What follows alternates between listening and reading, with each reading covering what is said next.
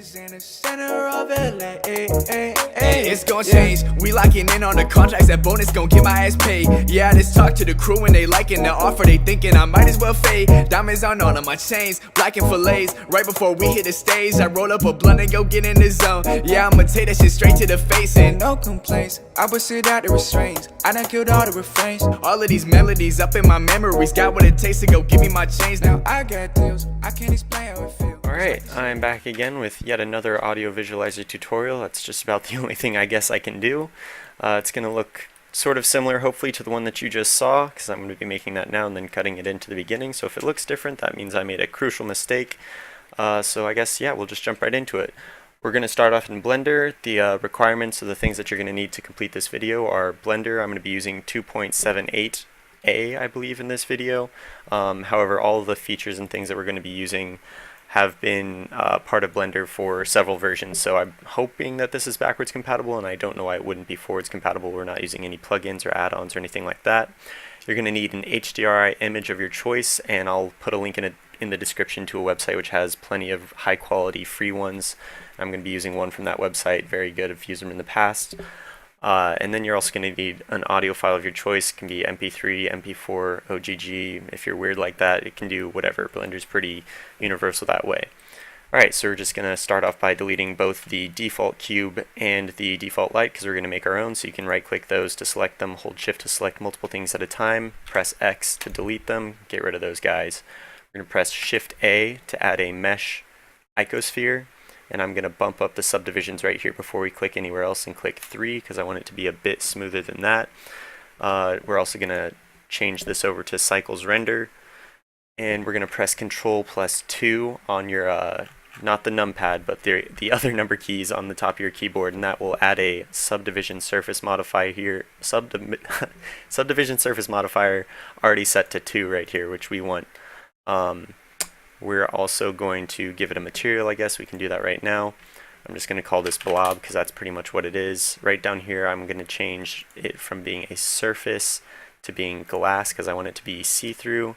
Then I'm going to change the color to be just a hint of blue. If you go something like this, it's going to look disgusting. So just very slight light blue, and we could change the viewport color if we want. Not necessary though, if it would let me click. There we go. Alright, we're going to add our light since we just deleted our other one. So we're going to go to this world tab right up here. It looks like a globe. We're going to check use nodes, and then right here next to the color we're going to click this little circle. We're going to hit environment texture, and this is where we're going to load in our HDRI. So hit this open button right here. Go to wherever you saved it as. If I can manage to find it, it should be in users, Peter, at least for me. Documents, Blender. Save it somewhere where you'll be able to find it, hopefully. Resources, Tropical Beach, that's what I want. And I'm going to go to the one that says .hdr. It's a pretty big image. There's this env HDR, it's less big. I want to go with the big one that says 3K. Hit open image. Now if we were to render it, we can press F12. It's going to be overwhelming. By the way, the HDR image is not necessary. I just like using it for lighting. It's going to slow down the render times by a lot, but it looks so sick. I just can't not use it. But yeah, if you want to get faster render times, you could just throw in a background like one of the ones I've used in my previous tutorials. It'll definitely speed up the render times. I guess that depends on your graphics card though, but we can talk about that in a second. So we're going to go back to the modifiers tab over here, hit add modifier. We're also going to add a displacement modifier. Click this new thing right here next to the texture because we're going to create our own, and just right away I'm going to drop the strength down to 0.2 because I know that that's what I want it to be. So we can go over to the texture tab right here, click the thing that says environment texture. That was the last one we were working on, but we're going to go up to the one that says modifiers displacement texture. Now, if you click right here where it says image or movie, you've got a ton of choices, and you could feel free to play around with a bunch of those. And just to get a sense of what it's going to look like if you animate it, go ahead and select either the turbulence, or some of them have size and depth, and you can get an idea for what it's going to look like. I think I'm going to do marble in this example. I'm going to change the size all the way up to 2. If you hold shift and drag on here, it'll give you it'll give you more control, I guess. I'm going to crank the size all the way up to 2, and this turbulence right here, this is what's going to give us the nice animation. So I'm just going to right click on this and hit insert keyframe, and that will be important for later.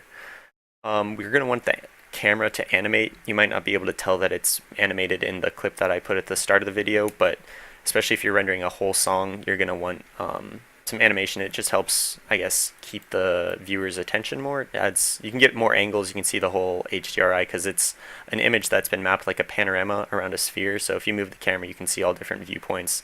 That looks really nice, I think. So we're going to hit Shift A, add a curve right here, circle, and then I'm going to scale that up probably about there. Yeah. Now you're going to right click on your camera. This is going to serve as our constraint, this circle that is. It's going to serve as our constraint to where the camera is locked to, and I'll show you what I mean in a second. Click this little chain link icon up here to add an object constraint. Click on that and we're going to hit clamp to, and then we have to choose the object that we want it to clamp to. We want it to be the Bezier circle. So now you can sort of see if I press G to grab the camera, it can only move on the circle. The movement is like at a diagonal, which is kind of weird, but that's fine. We're going to hold Shift and right click our icosphere over here as well, and we're going to hit Control Alt T, not Control Alt T, Control T, just Control T. And we're going to say lock constraint, or actually track constraint too, I think. Yeah, there you go. Now our camera is pointing at the object. We can go in here and see it's nice and big. I'm just going to right click the camera, that way the icosphere isn't selected. And now if I press G, whoa, that's a bit much. I'll hold Shift 2. That's going to be a little bit weird, but you can see that it is locked to the icosphere, which is pretty cool. Alright, so we're going to go ahead and give this a shot at animating it right now, just for the heck of it. We might come back to it later, we'll see. So with the camera selected, I'm going to press I, that's going to bring up the Insert Keyframe menu. I'm going to hit Location, Rotation, and Scale. That's what the lock, rot, scale thing means. We're not going to mess with the scale, so we could just get away with the location, rotation one, but I'll just do all three just for the heck of it. Better safe than sorry, I figure. Now we're going to skip to the end. Oh, but we don't know where the end is. So we'll come back to this in a second. Right here, I'm going to open up I'm going to split a new window by clicking over here. And I'm going to go over to the video sequence editor. Alright, so in the video sequence editor, we're going to go ahead and hit add down here and then hit sound. From here, you're going to want to locate wherever your audio file is. So I'm going to be using a song one of my friends made. Link to his SoundCloud below. Cool. Alright, now that our song is in here, oh, that added it to the very end. So we're going to click on it, right click, it should be selected because this is the only thing you have in here. Press G to grab, and then I'm going to hold Control and drag it down to 0. There we go.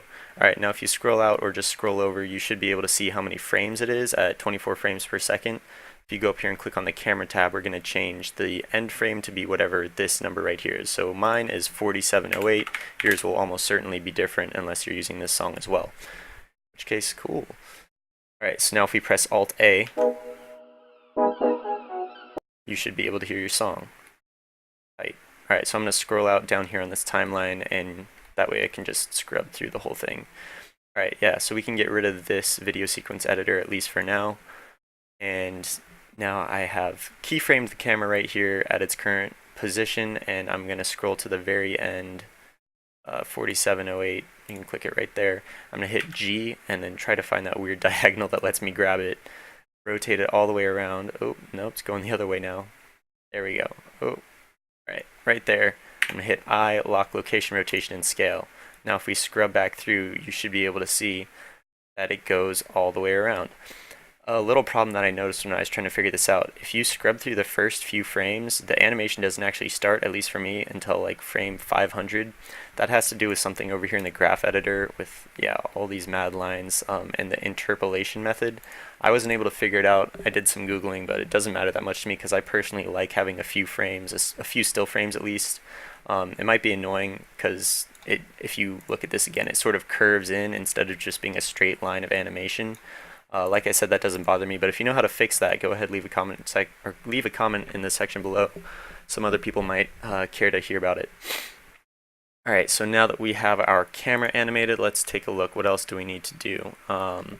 Might as well add some depth of field, because right now if you take a look at this animation, you have this not crystal clear, but you have this clear ball right here. And then the background is a little bit more blurry, but that's just because of the resolution of the image. It's pretty clear as well. I want to make it blurry. I want to have some severe focus, if you will, on this icosphere right here. So I'm going to right click on my camera, go over here to the camera tab, and then they've got their nice little depth of field section right here. It's just what we want. So I'm going to select icosphere, and then right here for the aperture, if you're a photographer, you probably know a good number to use. When I was experimenting, I found a value between 0.025 and 0.05 works pretty well. So I'm going to go for 0.035, and I guess we'll find out if that looks good or not later on. Definitely be sure to preview a couple of your pictures before you go for that final animation, because you don't want to realize that you have the wrong thing in focus and can't see it at all. So I guess we'll give that a shot right now. I want to make sure that I can see all of this in focus, and then yeah, you can already tell that this tree in the background right here is blurred. It looks like this back part right here is a bit blurred, and don't be worried that it's super pixelated right now. This is just the render preview.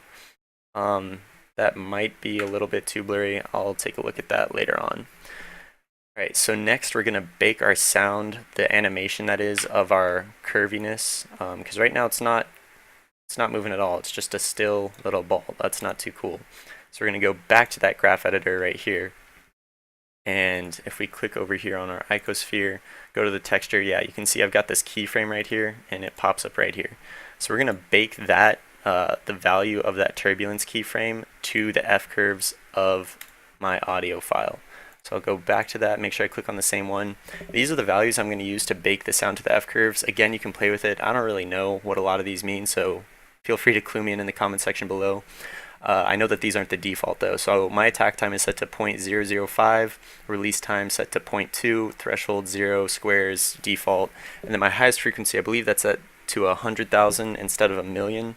Again, don't really know. Pretty sure the song I'm using doesn't have any frequency stuff that's up that high. It's probably capped at like 44,000, but I'm not an audio technician, so I could be wrong. Your situation might be different, but I found that for my song, this works. So I'm gonna hit bake sound to F curves. And now if we zoom in right here, yeah, you can see down here I'm zoomed in way too much.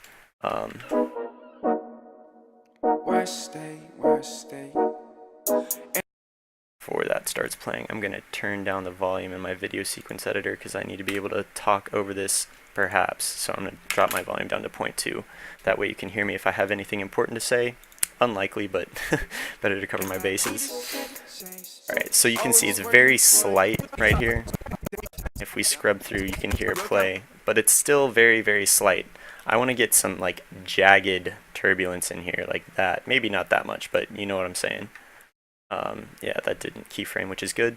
So what we're going to do here is press N to open up this side panel. I'm going to hit modifiers, and I'm going to hit add modifier and noise. And now right away, that just made a huge difference. You can see it sort of spread everything out, made it different. I'm going to play with these values right here too, just to make things more severe again. Not really sure what all these things do. If you hover over them, it should give you an idea. Scaling and time of the noise. Yeah, I'm not even going to try to explain what that stuff means. So I will just tell you the stuff that I used. So for scale, I used -0.32. That's not the right number. -3.2. My apologies. Phase, I'm going to change that to like 330. And then I think this is the one that will really make a difference, the strength right here. I'm going to change mine to be 25. There we go. Now that's some jagged stuff right there. You can up that some more if you want, just to see how jagged. But I feel like, yeah, if you look at that again, it's nice, but the transition that it has to make to go from like a low point all the way up to a high point is a bit too much. So I'm going to leave that at like 25. Maybe more than that. Indecisive. I like playing with it as much as you guys probably do. Yeah, that looks nice. I want to get some of those hard ripples in there.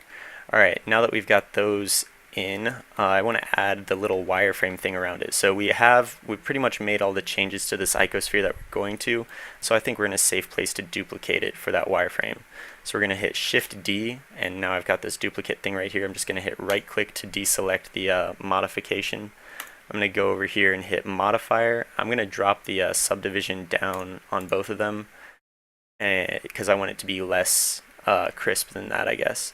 So I'm going to hit add modifier to add this wireframe over the top, and it should be added in down there. Cool, now you can see that we've got it right here. I'm going to change the thickness down to be 0.05. Oh, 0.005, psych. Yeah, I want it to be pretty thin, and now you can see what the difference between having all those subdivisions is. That's gonna almost obscure our liquid. Like, I want it to be just a hint that there is a wireframe. You could try 0 if that looks alright, but then there's not enough subdivisions and it starts to cut through, which it already does if we have 1. And we're gonna fix that right now by tapping S and scaling it up just so much. I don't want it to intersect with any part of it, which it doesn't look like it is. It might change depending on the deformation. Oh, that's gross. But you can see, it doesn't really help, but you can see that there's like an air gap right there. Now if we scrub through, it modifies in unison with the blob, which I think looks really sweet. Yeah, I think that's just about everything that we need to do, except change that icosphere's material. We're going to hit minus right here and hit new material. I'll call this wireframe. You could add in some more lights as well if you want, but I think I'm fine with the way that this looks. I'm going to skip ahead to some point when it like looks really jiggly. Yeah, something like that. Tap F12 to get a preview render. And we'll take a look at how this looks.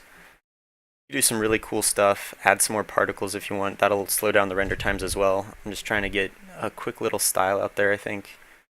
Just playing around with the displacement modifier in this F curves. I think that looks really sick, especially once we animate it. Yeah, you can see we've got a whole other side of this palm tree. Let's scrub through and see what it looks like behind.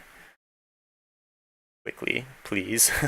You can see with like 0 samples, it's probably minimal. Yeah, the preview, that's what this is, or maybe it's at 128. It probably says up here too. You can tell however many samples it's going to slow down the render time. It'll tell me how much time is remaining in the render time up here. Anyways, it's probably going to take a long time. Again, depending on your graphics card. If you've got an NVIDIA graphics card, those have CUDA cores, and you can change from rendering from your CPU, which is what I'm rendering off of right now. Feature set, yeah, supported. That's all I got.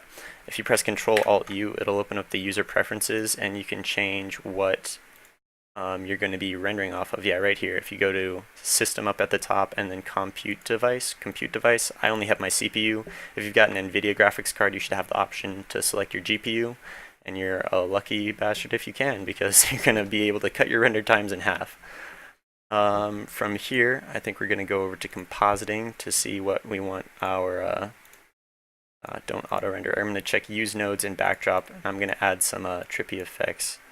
Hopefully, they might look stupid. Again, at any point in time, if you're like, man, this guy is just ruining the image, don't do what I'm doing then. Just go with it yourself.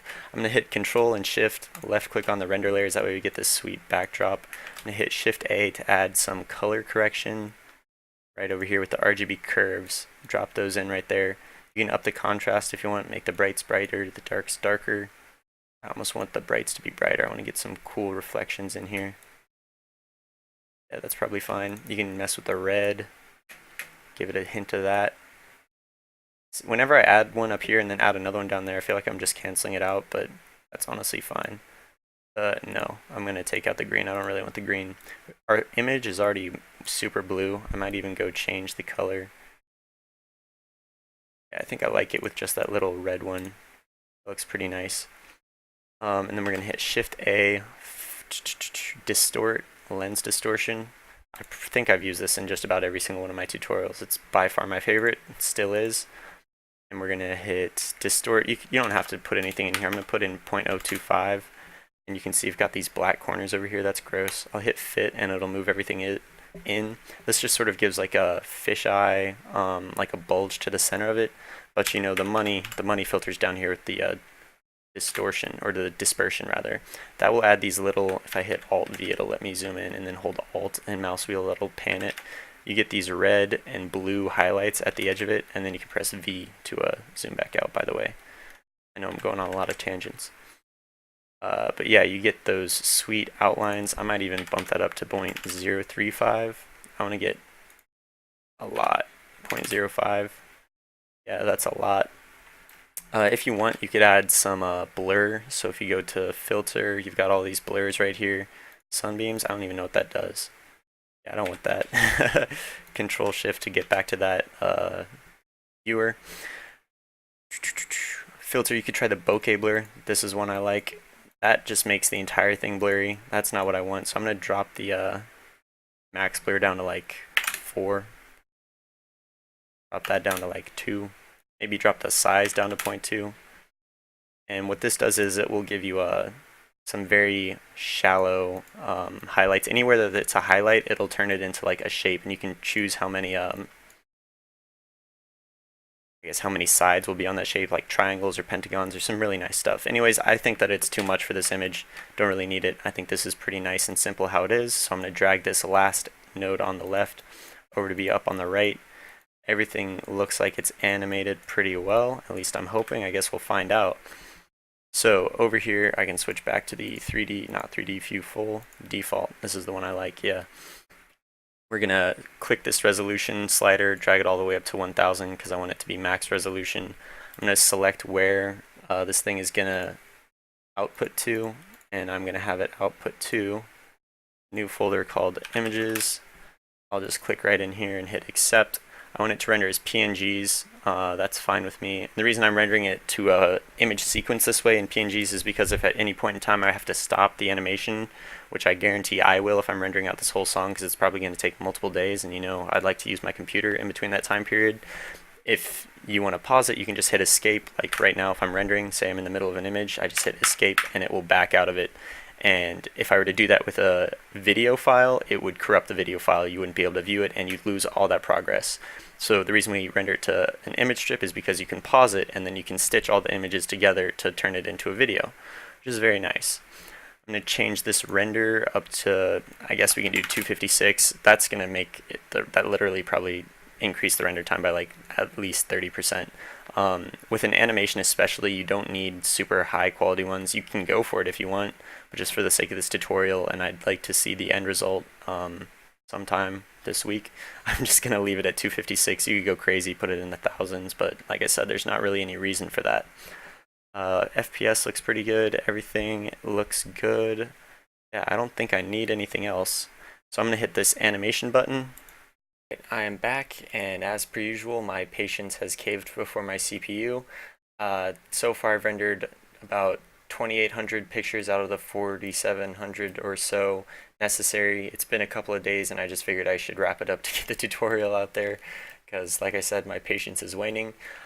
You should probably wait for your whole video to render out, but just for the sake of this tutorial, I'm going to cut it short. You can cut it short whenever you want, and like I said, it's really convenient to be able to press escape to pause that render process and just cut the movie short whenever you want. So with that being said, you can save this file if you haven't already, probably should have, especially if it has been rendering for several days, and hit Control+N to reload the startup file. Once we're in here, we're not even going to mess with any of the default stuff. We're just going to go down to the little cube icon in the bottom left, click that, and click on the video sequence editor. And you can click add image and then navigate to where all of your images are. Yeah, right here, I can tell there's a lot of them. Tap A to select everything, and then go up to the top right where it says add image strip, click that. I'm going to lengthen or extend the length of my animation by the amount of frames. It should be the same unless you cut yours short like I did, so 2798 for me. And we're also going to need to add our sound. Don't forget to do that. Crucial step. You'll feel stupid. I did. Take two. There you go, hit add, and yeah, you can see the music goes on longer than that. You could mess with the FPS. I've gone into some detail about it in previous videos, but just to make sure that the audio and the video sync up, you should render it at or compile the final image sequence with your audio in it a few hundredths of a frame per second less than what you rendered the images as. So I did 24 frames per second, so I'm going to do 23.98. Going to jump the resolution up to 100% because I don't want to miss out on all the nice quality of the pictures that we just rendered. Go down here to output, and I'm going to change where I'm rendering mine to, or saving mine to rather, and I don't want it to go to my temp folder. I'll just put it here, somewhere that you can find it as usual. You're going to change the file format from PNG. This time we will select a movie format. Most of these should work. I'm going to do MPEG. Click this little drop down for encoding, and for the format I'm going to choose H.264 and then check lossless output because again I don't want to miss out on all the high quality pictures that I've put together thus far. For the audio codec, to make sure the audio sounds nice, I'm going to choose AAC. That's like what iTunes is compatible with. I know it works with mine. That's the point I'm getting at. I don't know what most of this stuff means, but I know it works for me and it should work for you as well. with that done, I'm pretty sure we're all finished. Now we can hit the final animation render button, and this will take several minutes as well, depending on how long your video is. So I'll hit animation up here and be right back.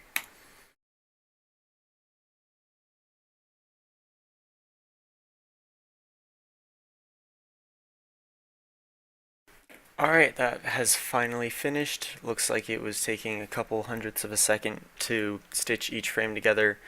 That took a few minutes, probably about as long as your actual song that you're referencing, but no problem. Oh, I don't actually want to save that. I can just go look at the final product itself, or the semi-final product if you're me. And we'll open this with Windows Media Player. Hopefully it looks cool.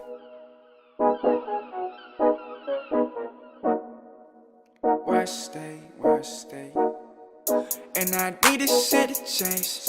Always working for it. In the stew is where I stay. I'm smoking out the windows, dreaming of these better days. Balconies and stages in the center of LA. Yeah, said I need this shit to change. Always working for it. In the stew is where I stay. I'm smoking out the windows. That's pretty interesting. It doesn't look like it catches the exact same frequencies as, like, I guess most audio visualizers. It's certainly a style though. I'm pleased with it. Just, I guess, some self-critique. I would probably change the color. I never went back and did that. I would also consider increasing the depth of field, although of course that would increase the render times, but I do think that it would draw more focus to this. If anything, I appreciate, I don't want to say the photorealism, but it's, I guess, less cartoony than the previous audio visualizers, and it's something new. I like it. I'm not sure it represents the actual audio as well as some other techniques might, but I really like it. I hope you all enjoyed as much as I did, and if you have any suggestions or questions, feel free to leave a comment in the section below, and I'll try to get back to you as soon as possible. Thanks.